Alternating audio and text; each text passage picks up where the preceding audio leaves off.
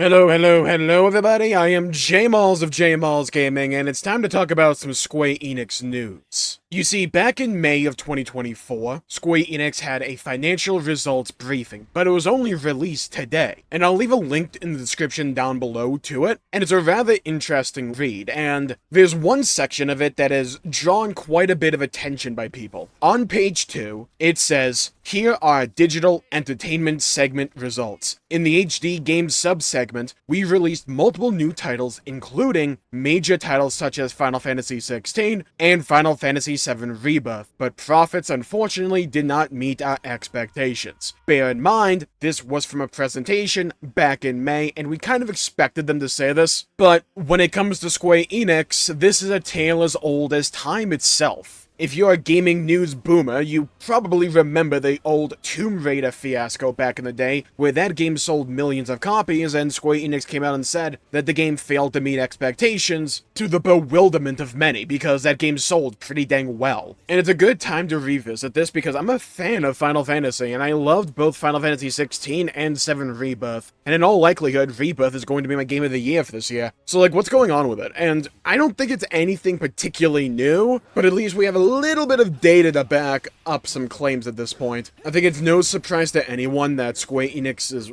like, weird obsession with exclusivity in the past few years is a rather large chunk of the pie of blame in regards to Final Fantasy's numbers lately. Square Enix having these weird expectations for games is nothing new, nothing strange. It doesn't surprise anyone who's been in the know in regards to this. But I genuinely want to know what the expectations were for Final Fantasy XVI and VII Rebirth, because I'm not particularly surprised by the numbers we're getting from these games. And I know we can only guess when it comes to Rebirth, but still. Final Fantasy XVI only recently came to PC, and has an all-time peak of 22,512 players according to Steam charts. And on the second day, it's pretty good, especially when you compare it to other PC releases of Square Enix games. Doubly so in my opinion when you take into account that it's been like over a year since Final Fantasy XVI first came out on the PS5, so you gotta imagine hype has died down quite a bit for the game, in combination with people either already having a PS5 to play the game they want to play, or they just let it pass by, or they'd already consumed content surrounding Final Fantasy XVI and got their fill of it. While we don't have specific sales numbers for Final Fantasy XVI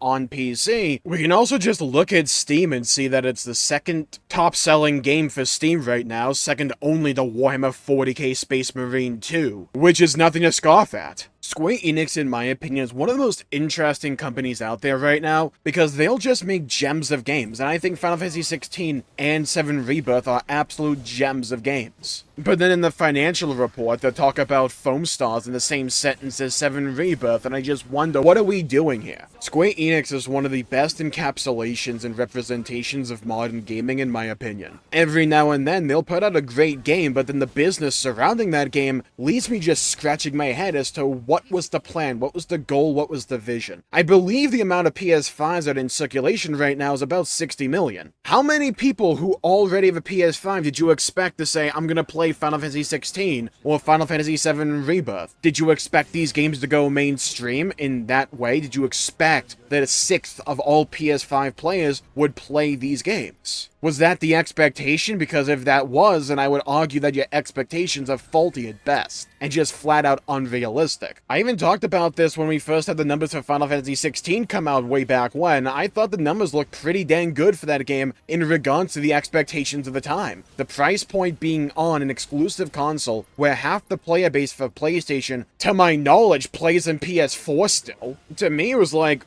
yeah, this is realistically the best this game is going to do here. Especially for a game like Final Fantasy XVI, where it's such a stark departure from the series before. Now, I love 16, and it's a lot of great Final Fantasy elements to it, but it's undeniable that the game is a massive departure for the series. It has a far more mature tone, completely different gameplay style, and overall presentation, and that's kinda what Final Fantasy has been in the last few years. Heck, I'd argue even the last decade. Now, I don't mind its variance between its different titles. However, it's hard to build up brand loyalty when you're changing showing your loyalty and your brand all the time. Let's just spitball and look at like the past few Final Fantasy titles. We had Final Fantasy 15, which was a bro adventure road trip that was multi-platform on release. You had Final Fantasy 16, which is far more linear, way less focused on side content, more mature, actually goes for an M rating, and is a completely different combat style. You have the remake series for Final Fantasy 7, which is again wildly different to everything that came before, and then you have the spin-off titles like Stranger of Paradise. Oh yeah, on top of Final Fantasy 14, which is an MMORPG. Now, I'm not saying these games are inherently bad or anything. In fact, I enjoy most of these games. I loved Final Fantasy 16. I love 7 Rebirth. It's almost certainly going to be my game of the year this year. I'm a massive fan of Final Fantasy 14, which you can figure out if you look at my past videos. I didn't play Stranger of Paradise, but it looked rather intriguing, and I kind of want to play it in the future. But I think Final Fantasy is a microcosm of Square Enix's overall strategy that I just don't think is an effective one at that. That is essentially shotgunning and hoping everything sticks. When Foam Stars was announced, everyone in my chat was laughing at it. It immediately felt like it was just trying to rip off Splatoon's glory, but do it in a weird fashion that just looked off-putting mostly. I thought there was a little bit of charm in it, but not too much. It was plain as day to anyone else that this game was not going to be a massive success. And reading this overall presentation from Square Enix that we talked about at the beginning of the video, they go on and talk about this game almost as if they expected this game to be a big hit, and I want to fundamentally know what they were thinking, because it feels so disconnected from reality, and specifically the reality of the gaming industry. And it's also been no big secret that Square Enix has doubled down on multi-platform in terms of their direction going forward. They've made this very public, and I think it's a good strategy to go with. I always thought the exclusivity for things like Final Fantasy in recent years was dumb at best, and would only be justified from a business perspective if the bag that Sony was giving you was just that big, and apparently it's not, because if it was, they wouldn't be going multi-platform here. And if you read this, briefing report, again, in the description down below, they really emphasize PC specifically, either directly or indirectly. They talk about how they want their SD games, which is pretty much their mobile department, to not just be on mobile. And if Ever Crisis is a prophecy of things to come, that almost certainly means PC ports going into the future. But also, they specifically call out they want to prioritize PC, which makes sense. PC is a massive market in the modern day. And as a PC gamer myself, I can't say I'm particularly upset about this change in development. I'll summarize a lot of this results briefing thing.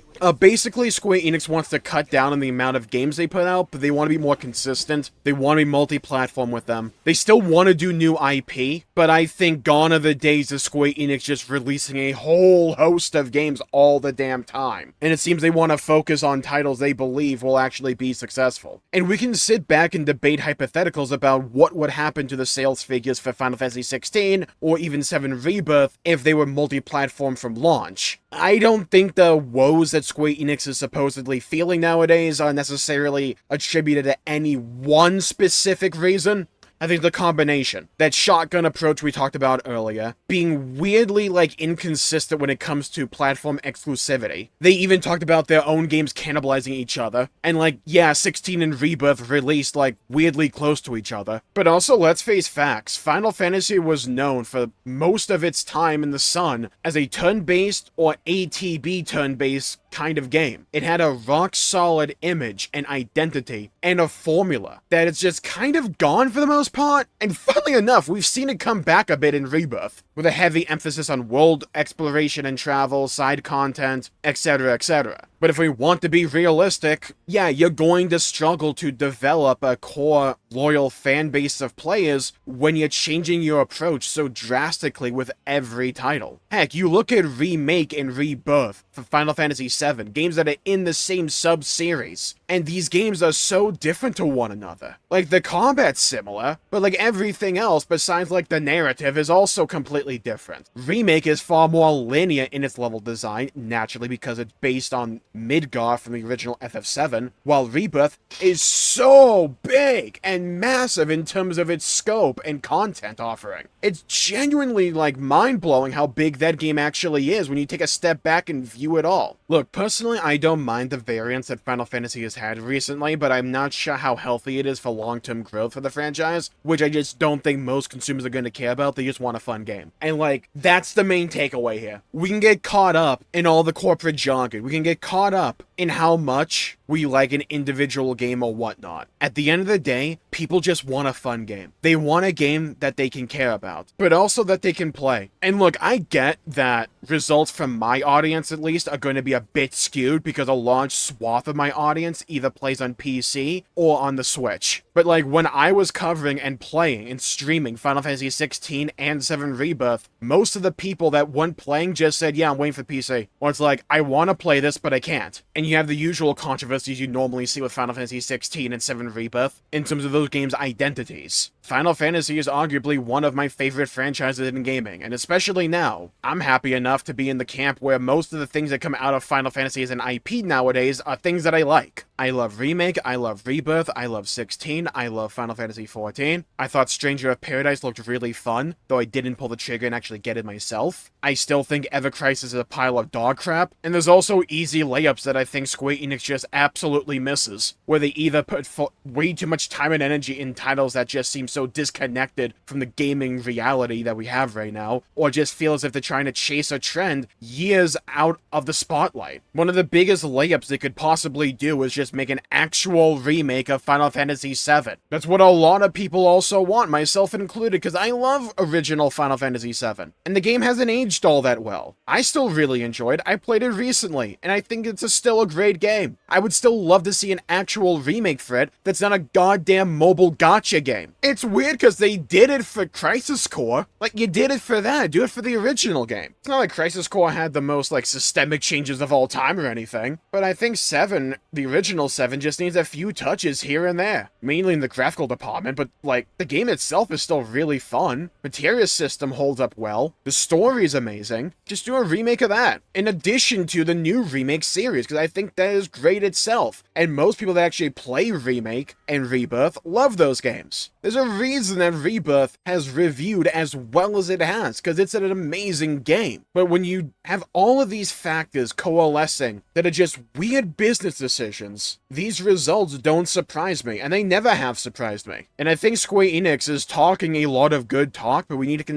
need to actually see this talk manifest into good things. And I think the PC port of 16 is pretty good. I mean, my PC is a powerhouse, so you would hope it would run well on my thing, and the demo did, but doing things like demos on PC, good. Having Final Fantasy 16 be $50 on their PC launch, good. Having the DLC be separate is weird, and I imagine we'll get an announcement for 7 Rebirth PC port soonish. But in that financial report, or financial results briefing, they talked about this 3-year strategy, where they pretty much want to completely redo how they do things internally, and their overall direction. And like, reading it, it sounds good, but we have to see the results of this. Because at the end of the day, consumers aren't going to read this crap. They're not going to care about your direction, or what your goals are, or if a specific game met profit expectations or anything. They want a game that they can actually play that they think is fun and engaging, and they want Final Fantasy. It'll be interesting to follow. We gotta see them actually,